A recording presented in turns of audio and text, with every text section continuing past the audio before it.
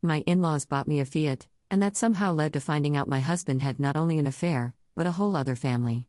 My husband, M38, and I, F36, have been together since high school. We have 2 daughters, ages 16 and 14, and 3 dogs. I work from home. He drives a truck for trips that last up to a week, then comes home, spends a couple of days here, and then gets back on the road. This has not been much of a problem since the pandemic, when the company I work for, like many others, switched to the home office model. Even after we were able to go back to the office, I decided to keep working from home so I could be around the kids.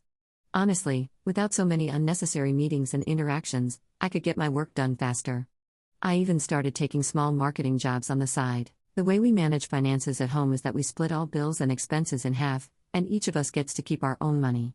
Yes, we have a couple of shared savings accounts for emergencies, family trips, etc., but other than putting in our share, we do not really bother asking the other what we do with our money. It was not always like this, but it has been for a long time, and I always thought that was just how our relationship progressed. Since it was not really an inconvenience, I thought we were just 2 very independent individuals, and our relationship works, so why think about it too deeply? Right? Well, for the last year, my in-laws have been asking how my new electric car has been working out for me. At first, I had only wonderful reviews, but later I started noticing some inconveniences, and I shared them when they asked. I told them about needing to pay a subscription to use the navigation system and, at some point, even the radio. I told them about the system updates taking very long and the car staying locked for the entire process. I also joked about needing to either park in the living room or move the router to the garage for better Wi-Fi. Anyways, my sweet in-laws worried I might need a reliable backup vehicle just in case. 2 weeks ago, they showed up in front of my house with a cute little Fiat. Used, but perfectly functional. I could tell they worried I would not want to take such a gift because the first thing my father-in-law mentioned was how cheap it was, a bargain he could not pass up. Such sweet gestures from them, always worrying about my girls and me being safe while their son is away, always melt my heart. They have always been there looking out for us. I could never refuse. So I said thank you and took them for a ride. Anyways, I have always lived for the flair. Every single vehicle I have owned has gotten a pink or purple paint job or been covered in stickers. Call me tacky or whatever, I do not care. It brings me joy. So as soon as we got the keys to this cute little thing, my girls and I were off to get it wrapped. We got a smoky lavender wrap that sparkles just a little in the sun. When my eldest saw it, she said, "It's beautiful." Like the millennial I am, I said, like diamonds. So we knew what was next. Bumper stickers. This is the wrap of it, K-Yer, Bella. Hold on tight, Spider Monkey. And my favorite, is she even Italian? Get it? Anyways, if you are still here even after cringing, let me tell you about the absolute meltdown my husband had when he saw the car. Something neither of us had ever seen before. And he has seen every vehicle I have owned my entire life. What was wrong? Well, that was fine when the cars were mine, but this one was purchased by his parents, so technically it was his. I told him they bought it for me, gifted it to me, and the title was in my name. He then said it was ours. I said, okay, I could understand that logic, I guess, but then still, why the meltdown? He said the car lost its resale value with everything I did to it. I said, okay, it is a wrap. Also, no one is selling it, so what? He said he already had a buyer, and we needed the money. Need the money? For what? As far as I know, we are doing okay. Even if he told me he lost his job that very day, I have a job, some work on the side, and we have savings. We are doing okay given the current political climate and all that. What could be so bad that he needs to sell a car we did not have until 2 weeks ago and never told me about? Well, folks, it was not a buyer. It was his other wife. No kidding, he will not call her a mistress. She stalks us on social media and was tired of the favoritism, so she threatened to tell everyone the truth unless he gave her the car. Why? Because his parents have never met her, and she has never gotten anything from them like I have. Favoritism? Lady, we did not even know you existed. I learned they have a child too, but I will not be talking about the child since it is not his fault, so I will keep him out of this. In the end, me refusing to sell the car and my kids posting it on social media made her come out and direct message us everything about their relationship, with receipts and all. And I would say I am still processing, but I am not. I am numb. Honestly, I am just posting to make sure it is not a dream. I feel angry, heartbroken, stupid. I question how I have lived so long without noticing or even suspecting anything. And all I can actually do is laugh while I cry really ugly tears. I still do not know what to do first. Lawyer? Therapist? In-laws? Do I even get to talk to them about this? He is their son, and they have a grandchild they did not know about. I cannot ask them to take my side, even if there is a possibility they would. Am I even allowed? My girls are devastated too. Our family, our lives, everything is upside down. It feels unreal. And it all started with a little kawaii Fiat. Update 1. Took care of our savings accounts this morning.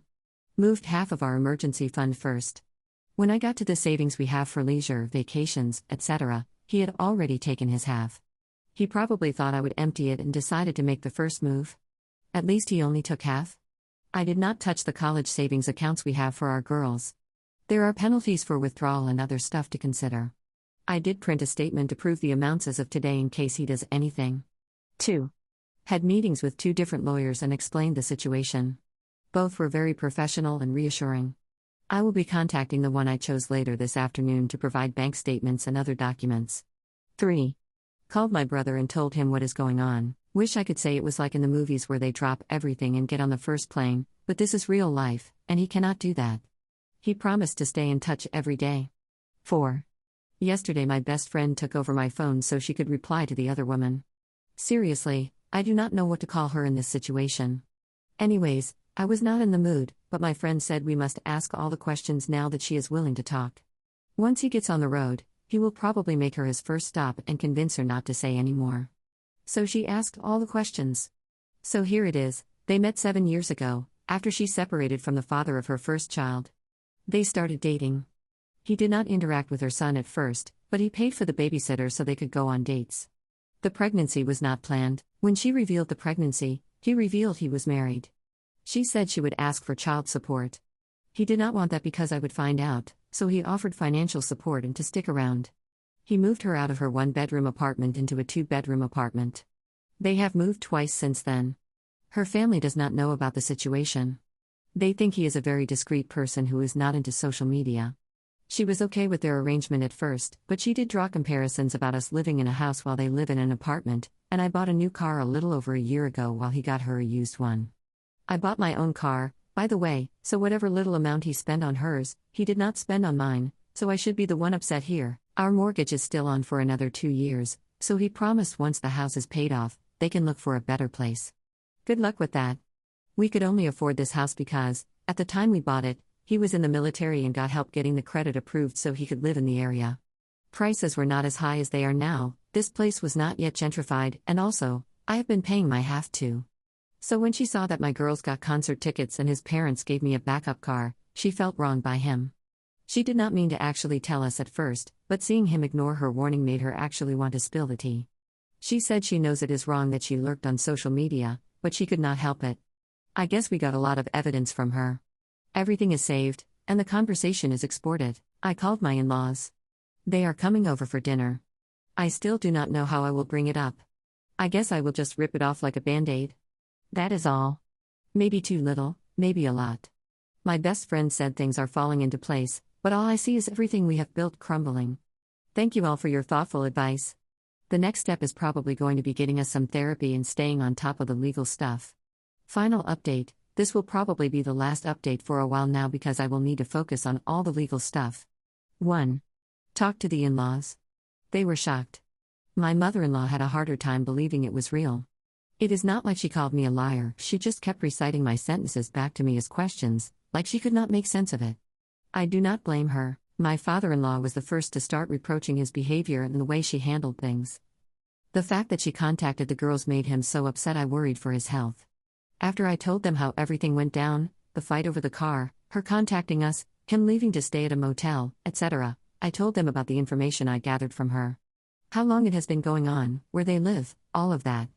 They were honest. They told me my girls and I will always be their family. They understand there is no going back from this, and they would never advise me to try to work it out. They said I had their support in everything regarding this situation and our divorce, and that I could rely on them for anything I need, but they were also clear that, at the end of the day, he is their son, so as disappointed as they are in him and as much as they do not even want to see him right now, they cannot lie and say they will cut him off. They said he is their son, and they hope I can understand that they will not disown him. As for the other grandson, they have not met him in almost 7 years. They can wait until our separation is final. They do not want contact with the other woman.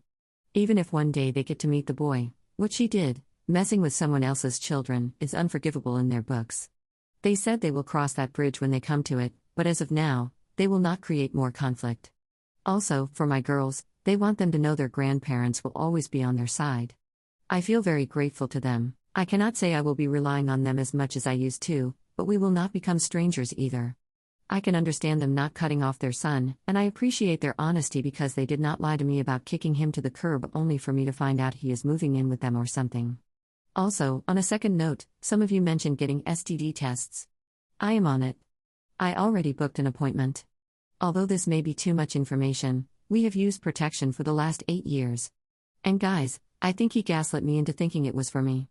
See, I had some issues with birth control, and at some point he, the very caring husband, said that since he is not home most of the time, it was not fair for me to be the one pumping all those hormones into my body.